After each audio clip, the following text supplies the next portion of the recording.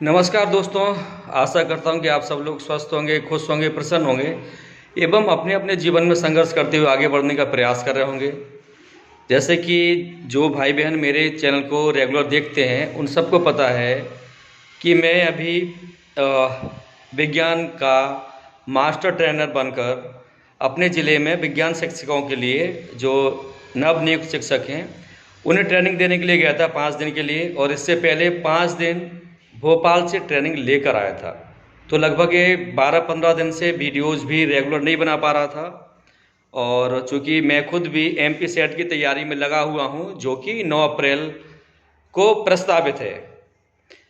और बहुत सारे अपडेट्स इस बीच में आपको मिल चुके हैं, जैसे कि 27% ओबीसी आरक्षण नहीं मिलेगा, ठीक है।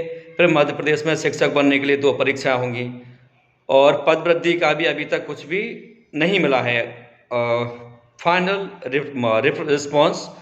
तो उस संबंधित मैं वीडियो बना रहा हूँ। जैसे सबसे पहले बात करता हूँ मैं किसकी, ओबीसी 27% आरक्षण नहीं मिलेगी। तो दोस्तों देखो, जो होना चाहिए, बहुत कुछ होना चाहिए, उस बारे में मैं लगभग कम ही बात करूंगा। मैं आपके लिए क्या कर सकता हूं या मेरी इस समय आपके लिए क्या सलाह है, खासकर ओबीसी भाई बहनों के लिए, वो मैं आपके साथ शेयर करना चाहूँगा। 27% नहीं मिला है, आपको पता है कि 14% ही मिला है, ठीक है। और जो ये शिक्षक भर्ती भी हुई है उसमें भी 13% भाई बहन होल्ड पर थे। तो ओबीसी के जो भी भाई बहन मेरा यह वीडियो देख रहे हैं, मैं आप सबसे हम्बल रिक्वेस्ट करना चाहता हूं। और आप एक बात और पता कर लें कि ओबीसी और जनरल का कट ऑफ लगभग सेम रहता है भाई, लगभग सेम रहता है।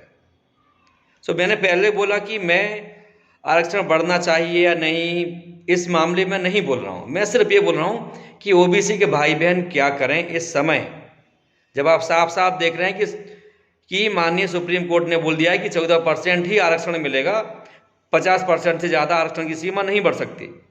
तो आपसे मेरी हम्बल रिक्वेस्ट है कि आप अपने आप को यूआर मानकर ही मेहनत करें। फिर आपके पास सीटें कितनी हो जाएंगी। आप 27% के लिए लड़ रहे थे ना, जब आप अपने आप को ओबीसी के कैंडिडेट हैं और आपने अपने आप को यूआर का मान लिया, तो आपको 50 + 14 64% सीट्स पर आप फाइट करेंगे। अब बोलोगे मास्टर लेक्चर बहुत दे रहा है, लेकिन यार मैं आपको लेक्चर नहीं दे रहा हूँ। मैं अभी जो वर्तमान में स्थिति है उससे लड़ने का एक तरीका बता रहा हूँ कि अपना जो समय है वो बचाकर आप इतनी अच्छी मेहनत करें कि आप यूआर में भी टॉप पर आ जाएं। क्योंकि पहले ही बोल चुका हूँ मैं कि ओबीसी और यूआर के कट ऑफ में बहुत बहुत मामूली सा अंतर रहता है। एक बात बुरा लगे तो भी प्लीज़ इसको स्वीकार कर लेना, क्योंकि जैसे अभी हम जो ट्रेनिंग में गए थे वहाँ लिखा था कि कुछ किताबें, यहाँ पर आप बातें बोल सकते हैं, कुछ किताबें ऐसी होती हैं जिनको चखा जाता है, कुछ किताबें ऐसी होती हैं जिनको स्वाद लेकर पढ़ा जाता है, और कुछ किताबें ऐसी होती हैं जिनको चबा चबा कर खाया जाता है, कुछ किताबें ऐसी होती हैं जिनको निगला जाता है।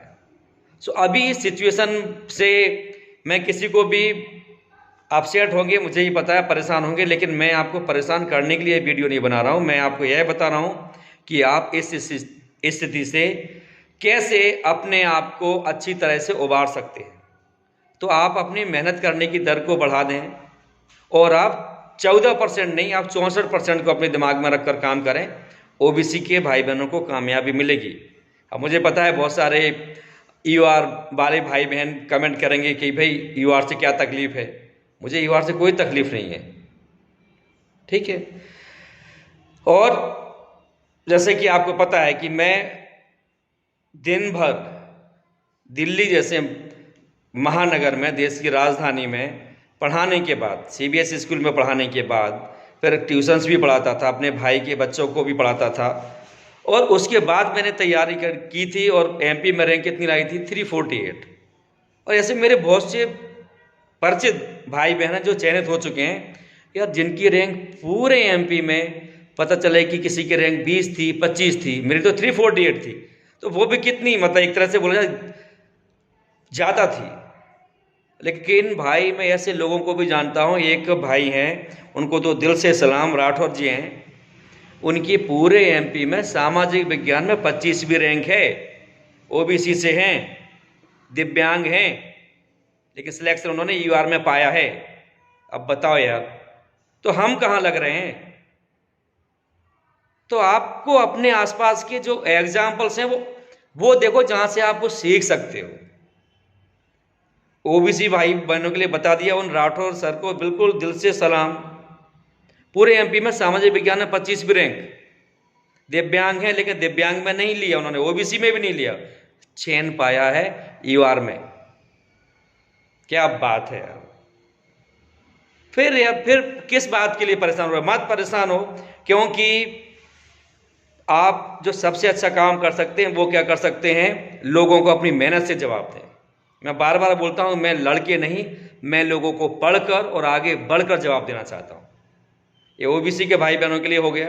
दो परीक्षाओं से ही बिल्कुल ना घबराएं। कहां से पूछेगा कोई? आपके सिलेबस से ही पूछेगा ना। दूसरी परीक्षा में आपका मेन सब्जेक्ट है। आपको पता है कि एमपी में पूरे इंडिया में टीचर को बिल्कुल यूजलेस फेलो समझा जाता है कि टीचर मतलब कुछ नहीं। तो अब जो ये परीक्षाएं हैं, ये अपने आप में प्रूव कर रही हैं कि भाई आगे आने वाले समय में शिक्षक का महत्व देश में बहुत बढ़ने वाला है, और कोई बड़ी बात नहीं कि उसी अनुपात में सैलरी और सम्मान भी बढ़ेगा, क्योंकि शिक्षक का काम राष्ट्र निर्माण है, मजाक नहीं है। पहले लोग बोलते हैं अच्छा मास्टर हो, ठीक है मास्टर तो कोई भी बन जाए ना। अब ऐसा नहीं है, जो हो गया सो हो गया। अब जिसको भी शिक्षक बनना है उसे पूरी तरह अपने आप को समर्पित करके ही इस परीक्षा की तैयारी करनी पड़ेगी, तभी वो शिक्षक बनेगा, और इसमें कुछ भी गलत नहीं है। अब ऐसा मत बोलना कि मास्टर तू मास्टर बन गया इसलिए लेक्चर मारे, ऐसा नहीं है। आप खुद समझ रहे हो यार कि एजुकेशन को सुधारना है तो एजुकेशन देने वालों का लेवल बहुत अच्छा होना चाहिए। और दो परीक्षा में क्या, एक आपकी जीवन पर्यंत के लिए कर दी पात्रता परीक्षा, दूसरी आपकी सब्जेक्ट की। तो आप मुझे बताओ, क्या आपको अपने सब्जेक्ट में अपडेट नहीं रहना पड़ेगा? बिल्कुल रहना पड़ेगा। हम ट्रेनिंग लेकर आए, फिर ट्रेनिंग देकर गए, वो भाई बहन ट्रेनिंग लेकर गए, तो ये हमेशा चलता रहना है। तो बिल्कुल ना घबराएं, दो परीक्षाओं से बिल्कुल ना घबराएं। अपने सब्जेक्ट पर मेहनत करते रहें, कामयाबी जरूर मिलेगी। दो सब्जेक्ट वाली बात हो गई। तीसरी बात आती है पद वृद्धि की। अभी बात हो रही थी मेरी आरमान भाई से, शायद सिंगरौली से हैं, तो उनके 109 नंबर हैं वर्ग 3 में।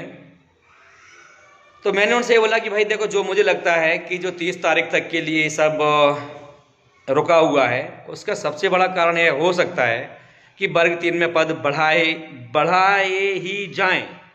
क्यों? क्योंकि आपको पता है कि लगभग 10,000 पद एसटी वाले भाई बहनों को दे दिए गए, तो फिर बचे कितने? 8,000 पद। तो सरकार यही चाहती होगी, जितना मैं समझ रहा हूं, कि भाई सभी का फायदा हो। तो इसलिए एसटी वाले भाई बहनों को जो पद दे दिए गए वो तो दे ही दिए गए, लेकिन और सब्जेक्ट वाले भाई बहन और कैटेगरीज वाले भाई बहनों का ही भला हो, इसलिए सरकार पद जरूर बढ़ाएगी, चाहे वो वर्ग 3 के हों, 2 के हों, 1 के हों। तो ऐसा मेरा पर्सनल सोचना है। और पद जब बढ़ेंगे तो उससे सभी का लाभ होगा, चाहे वो एससी के हों, एसटी के हों, ओबीसी के हों, यूआर के हों, वर्ग 1 के हों, वर्ग 2 के हों। और उपेक्षित विषय के जो पद हैं वो तो स्पेशली बढ़ना चाहिए। जैसे शिवपुरी में सीएम जी आए थे, तो जो 2 बहनें हैं, एक गुना की बहन है जैन और एक बहन राठौर बहन है, तो इन दोनों ने शिवराज सिंह जी को, सीएम जी को अपने हाथों से पत्र दिया और अपनी समस्याएं बताई कि उपेक्षित विषयों में पद बढ़ाएं। तो उन्होंने भी आश्वासन दिया था। और चूंकि चुनावी वर्ष है, चुनावी वर्ष बिल्कुल नज़दीक है, इसलिए सरकार बिल्कुल नहीं चाहती कि कोई भी वर्ग हताश हो, परेशान हो। इसलिए आप बिल्कुल भी ना घबराएं, बिल्कुल भी ना घबराएं। बस एक बात, जो भी मेरे व्हाट्सएप पर मैसेज करता है या कॉल करता है, एक ही बात बोलता हूँ, जो बात बोलता हूँ ना घबराएं। एक बात और भी उन सब भाई बहनों से बोलता हूँ, अपना पढ़ाई का समय अपने आप को जरूर दें, क्योंकि अच्छे शिक्षक वही बन पाएंगे जो अपने आप को अपडेट रखेंगे, अपने सब्जेक्ट पर पकड़ मजबूत रखेंगे। रही बात पदों में कम या ज़्यादा का, तो जब आप इतने सारे भाई बहन संघर्ष कर रहे हैं, मेहनत कर रहे हैं, रंजीत सर को सपोर्ट कर रहे हैं और इतनी ठंड में परेशान हो रहे हैं, तो पद भी जरूर बढ़ेंगे। तो अपना ध्यान रखें।